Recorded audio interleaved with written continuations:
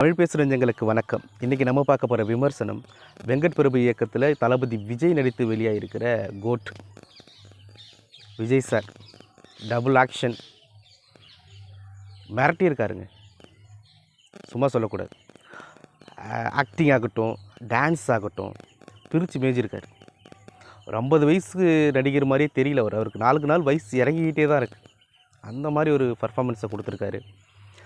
ஆக்டிங்கில் இந்த double action ஆக்டிங்கில் இந்த சின்ன வயசு விஜய், ஜீவன் அவர் பேர், மிரட்டியிருக்காருங்க. அவர் வேறு லெவல் பர்ஃபார்மன்ஸ்.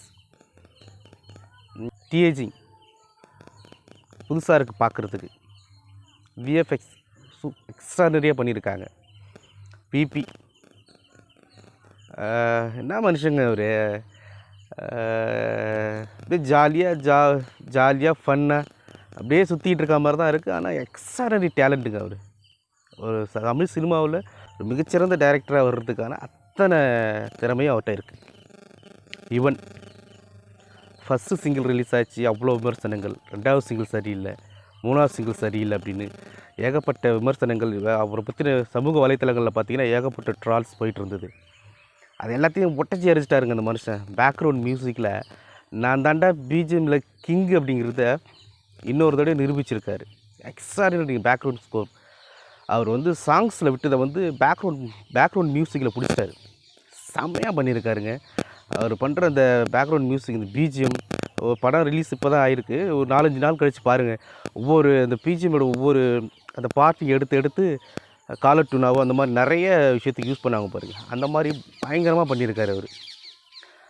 எடிட்டிங் பக்காவாக பண்ணியிருக்காங்க. எடிட்டிங் வேறு படத்தை எந்த வித அலுப்பு தட்டாமல் அப்படியே ஸ்மூத்தாக கொண்டு போயிருக்காங்க.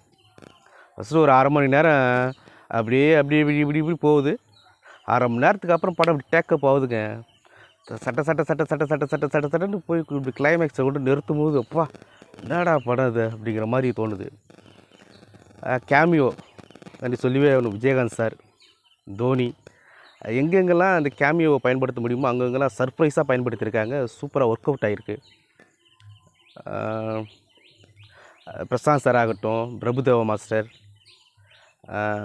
ஸ்னேகா, லைலா, மோகன் சார், பெரிய பட்டாளமே நடிச்சிருக்குங்க. எல்லோரும் அவங்கவுங்களுக்கு கொடுத்த வேலையை கரெக்டாக பண்ணியிருக்காங்க. அதுதான் இந்த படத்தோட பெரிய ப்ளஸ். குறைகளே இந்த படத்தில் இல்லையா அப்படின்னாக்கா, குறைகள் சொல்கிற அளவுக்கு நம்ம ஒன்றும் பெரிய ஆள்லாம் இல்லை. ஒரு 350 கோடி 400 கோடி ரூபா போட்டு ஒரு படம் எடுக்கிறாங்க அப்படிங்கும்போது அவங்களுக்கு தெரியாதா? நம்ம ஒரு 150 ரூபா 200 ரூபா கொடுத்து படம் பார்க்க டிக்கெட்டுக்கு பணம் கொடுத்து தியேட்டருக்குள்ளே போய் உட்காந்ததுக்கப்புறம் நம்ம அந்த 150 ரூபாய்க்கு படம் ஒர்த்தாக இருக்கா அப்படிங்கிறது மட்டும்தான் பார்க்க போகிறோம். நம்ம டிஏஜிங் சரியில்லை, விஎஃப்எக்ஸ் சரியில்லை, அதெல்லாம் அது ஜென்ரல் ஆடியன்ஸுக்கு பெரும்பாலும் தெரிய போகிறதில்ல. படம் சூப்பராக இருக்கு. நம்ம ஒரு 150 ரூபா கொடுத்துட்டு உள்ளே போய் உட்காந்து படம் பார்க்கும்பொழுது படம் நல்லா இருக்கா நல்லா இல்லையா, நமக்கு பிடிச்சிருக்கா அப்படிங்கிறது மட்டும்தான் நம்ம பார்க்க போகிறோம். அந்த வகையில் இந்த படம் ரசிகர்களோட 200% அவங்களுடைய எதிர்பார்ப்பை ஃபுல்ஃபில் பண்ணியிருக்குன்னு தான் சொல்லணும்.